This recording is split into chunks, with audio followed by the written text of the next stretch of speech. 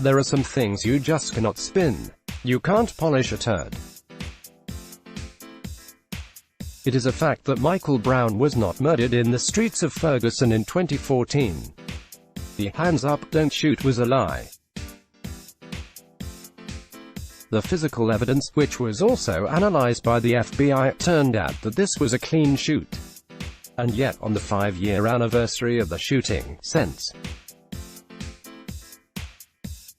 Elizabeth Warren, DMA, and KamalaHarris, DCA, peddled the total lie about the shooting. 5 years ago Michael Brown was murdered by a white police officer in Ferguson, Missouri, tweeted Warren. Michael was unarmed yet he was shot 6 times. I stand with activists and organizers who continue the fight for justice for Michael. We must confront systemic racism and police violence head-on. 5 years ago Michael Brown was murdered by a white police officer in Ferguson, Missouri. Michael was unarmed yet he was shot 6 times. I stand with activists and organizers who continue the fight for justice for Michael. We must confront systemic racism and police violence head-on. Elizabeth Warren, Warren, August 9, 2019. Michael Brown's murder forever changed Ferguson and America. His tragic death sparked a desperately needed conversation and a nationwide movement. We must fight for stronger accountability and racial equity in our justice system. KamalaHarris, at KamalaHarris, August 9, 2019. Michael Brown's murder forever changed Ferguson and America. His tragic death sparked a desperately needed conversation and a nationwide movement. We must fight for stronger accountability and racial equity in our justice system, added Harris on social media. So, is this gruesome twosome insinuating that President Obama's Department of Justice engaged in a cover-up because the conclusion was quite different? Brown tried to grab the service weapon of former officer Darren Wilson. A scuffle ensued and Wilson shot and killed Brown in self-defense. The evidence does not lie and Brown was no gentle giant. Guy also wrote about this trash peddled by these 2020 Democratic candidates, who know full well the facts of the case. The report from the Obama DOJ is public as well, via NRO, murder, false. The overzealous prosecutor strikes again. Here's the key conclusion from the Obama DOJ, https://t.co/a48s7tvhs2pic.twitter.com/fusat8rod. David French, at David A. French, August 10, 2019. When Wilson first spotted Brown and his friend, he told him to walk on the sidewalk.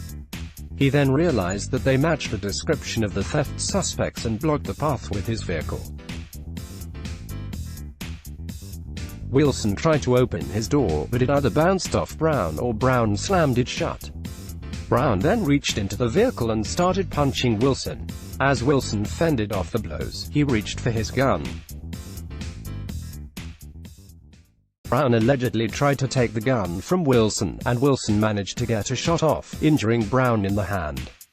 Eyewitnesses corroborated Wilson's claims that Brown was reaching in the car, and these claims were further corroborated by bruising on Wilson's jaw and scratches on his neck, the presence of Brown's DNA on Wilson's collar, shirt, and pants, and Wilson's DNA on Brown's palm. Brown then started to run away.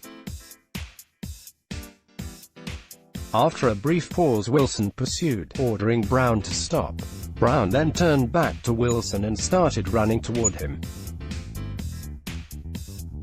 According to the report, several witnesses stated that Brown appeared to pose a physical threat to Wilson as he moved toward Wilson. Wilson fired again, striking Brown several times, yet Brown kept moving toward Wilson until the final shot hit him in the head, killing him. So, with the Obama DOJ's report, you'd think this would be rated as a pants on fire. Live from PolitiFact, right? No.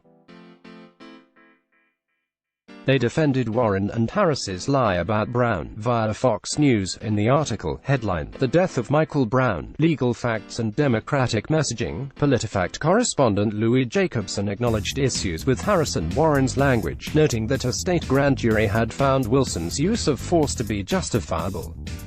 Jacobson also observed that the Obama administration's Justice Department separately cleared Wilson of federal civil rights violations, saying, "There is no credible evidence that Wilson willfully shot Brown as he was attempting to surrender or was otherwise not posing a threat." The Obama DOJ additionally concluded that sufficient credible evidence supports Wilson's claim that he reasonably perceived Brown to be posing a deadly threat. Nevertheless, Jacobson wrote that, because the significance of Harris's and Warren's use of the word is open to some dispute, we won't be rating the tweets on the truth-o-meter.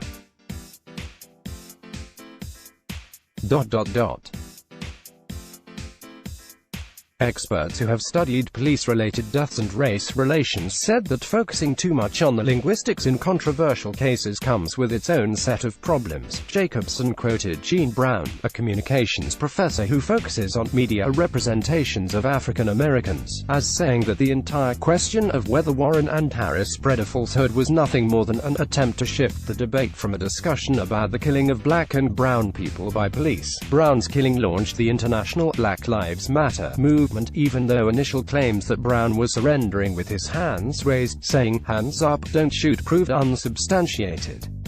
Excuse me, you're not going to rate this on the so-called truth-o-meter? It makes sense. It would trash Democrats and fact-checkers in these outfits do one thing and one thing only now: shield the side from accountability. At all costs make sure the Democrats look good. For years, we've all seen fact-check fails, where there are multiple examples of the Democrat media complex at work. But this example is rather explicit. This is a clear-cut lie that should have put Warren and Harris through the shredder, or if you'll, should have been scalped for its abhorrent dishonesty. It deserved a tomahawk chop and ending akin to the Battle of the Little Bighorn, but PolitiFact cannot make the Democrats look bad. To make the decision not to properly fact-check look even worse, The Washington Post, no fan of Trump or the GOP, gave these claims 4 Pinocchios their pants on fire rating. Let's block ads. Why?